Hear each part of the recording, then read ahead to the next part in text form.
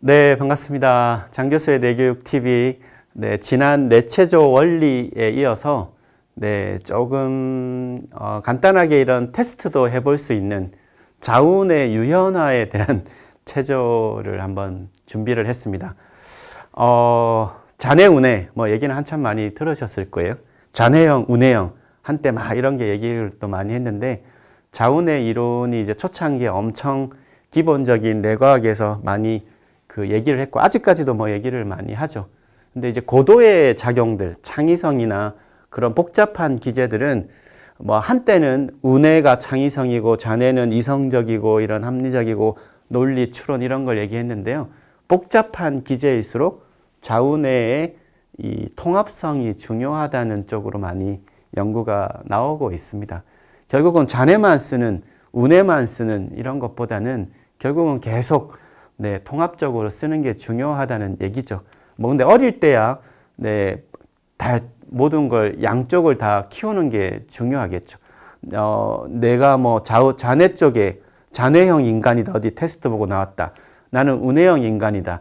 그래서 그것만 계속 가는 것이 아니라, 발달 과정에 있을 때는 충분한 유연화가 중요합니다. 그래서 자운의 유연화에 대한 체조 부분 준비를 했는데요. 우리가 뇌체조 핵심 3요소 뭐라고 기억나십니까? 동작, 호흡, 의식. 이렇게 얘기를 했고, 이 얘기는 기본 발달 과정, 이렇게 인체 메커니즘 얘기도 했죠. 우리가 어떤 움직일 때, 동작을 할 때 인체의 감각 수용기가 이렇게 척수를 타고 뇌로 올라오고, 여기 우리 두정엽에 있죠. 기본 체성 감각 피질, 체성 운동 피질 이런 거 있습니다. 감각 신호가 몸에서 뇌로 입력되고, 뇌는 운동 신호가 뇌에서 몸으로 출력돼서 우리가 이렇게 움직일 수 있는 거고요. 한 발을 들고 이렇게 균형을 잡을 수 있는 거고요.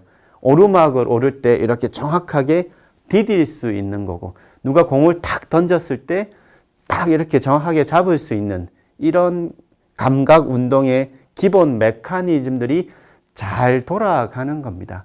우리가 파킨슨 같은 것이 보통 운동 출력에 문제가 있다 이렇게 얘기하죠. 도파민 부족 때문에.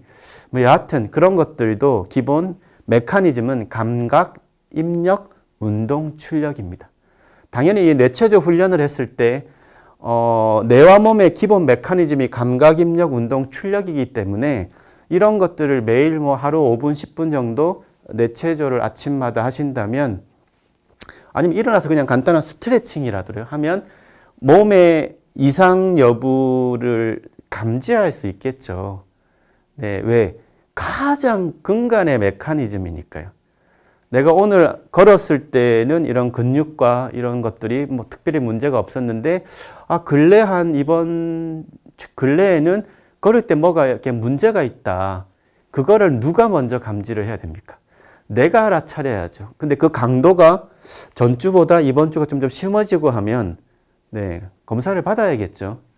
그것이 나중에 정말 이 메커니즘에 문제가 생겨서 크게 보면 항상성 기제에 문제가, 항상성이 깨어졌을 만큼 심각한 단계에 오를 때는 이미 안에 있는 내재적인 문제가 일어나는 것 아닙니까? 그래서 관리를 위해서 필요합니다. 그래서 오늘은 또 지구상에 유일하게 이족 보행을 끊임없이 할 수 있는 고등 생명체, 인간이기 때문에 가능한 이 이족 보행에 따른 자운의 유연화에 대한 테스트를 한번 해보겠습니다. 뇌교육학과에 있는 분들은 여러 번 테스트를 한번 해보셨을 것 같은데, 처음 하신 분들은 또 아시니까요. 자, 오른손을 한번 들여볼까요? 오른손을 이렇게 움직이면 어느 쪽 뇌를 반응할까요? 뇌 공부를 혹시 모르시는 분들은 기본 인체에는 대칭 구조입니다. 인간이 이족 보행을 유일하게 할 수 있다는 걸 생각한다면 기본 오른쪽 영역에서 들어오는 신호가 척수를 통해서 갔을 때 어느 쪽 주로 갈까요? 잔해 쪽의 운동 피질로 가죠. 왼쪽에 있는 움직임의 신호들은 이렇게 가서 감각 신호가 오른쪽으로 가죠. 기본 자운의 대칭형 구조를 갖고 있습니다. 생존에 유리하니까 그렇죠. 오른쪽 눈으로 들어온 시각 정보는 90%, 10% 직진하는 것도 있지만 대부분 반대쪽으로 갑니다. 왼쪽 눈으로는 오른쪽으로 가겠죠. 기본 대칭형 구조를 갖고 있다.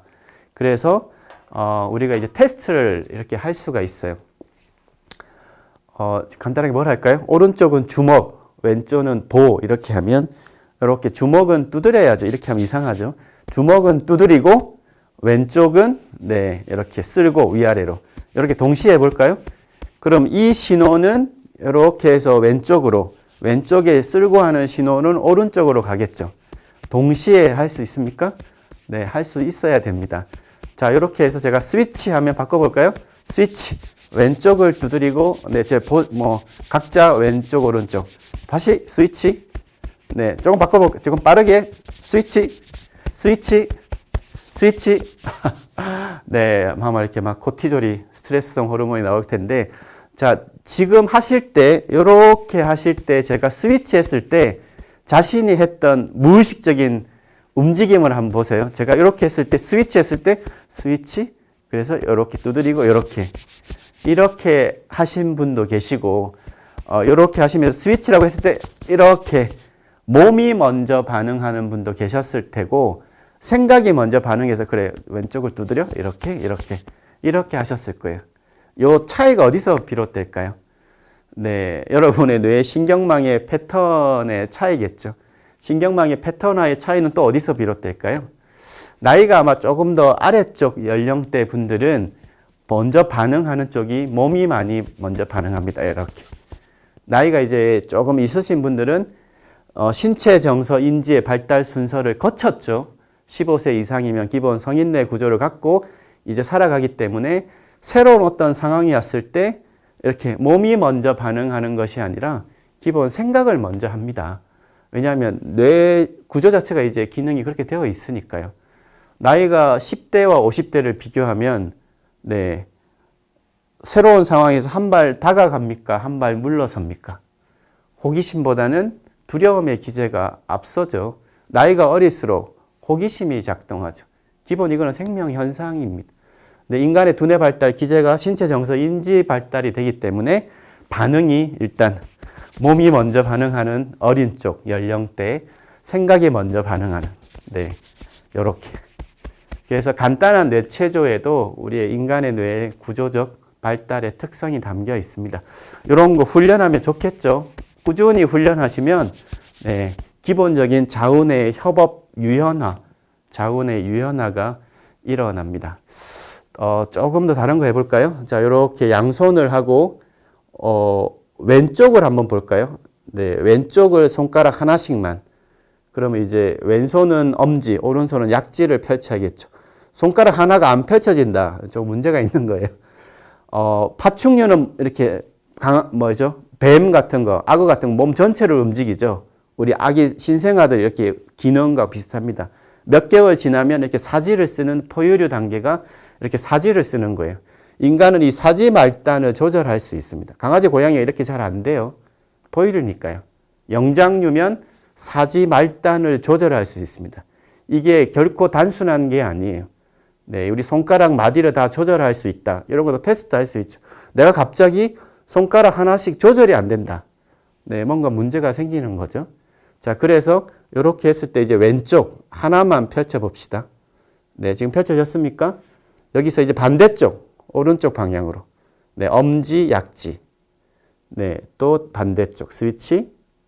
네, 스위치. 스위치, 스위치. 퐁당, 퐁당, 돌을 던져라. 빨리 되십니까? 누나 몰래 돌을 던져라 맞나요? 이렇게. 네.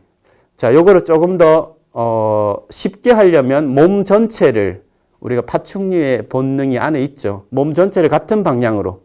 네, 요렇게. 이렇게 하면 조금 익숙해집니다. 몸의 반응이죠. 자, 이렇게 간단한 이런 좌우뇌 유연화 체조 2단계. 조금 복잡한 거. 인지작용이 같이 들어가면 복잡하겠죠. 자, 묵찌빠 같은 거 한번 해볼까요? 오른손은 묵, 왼손은 가위. 오른손이 왼손이 이긴다는 기준을 해보면 묵, 오른손 기준으로 묵, 찌, 빠. 생각이 막 돌아가죠, 더. 묵내고 찌내고 하는 묵, 찌, 묵찌빠, 묵찌빠, 묵찌빠. 네, 잘 되십니까? 묵찌빠. 반대로 한번 해볼까요? 왼손, 오른손 또 차이가 있으니까요. 오른손은 묵, 왼쪽은 가위. 왼손이 이기는 겁니다. 왼손이 묵, 오른쪽은 가위. 묵찌빠, 묵찌빠, 묵찌빠.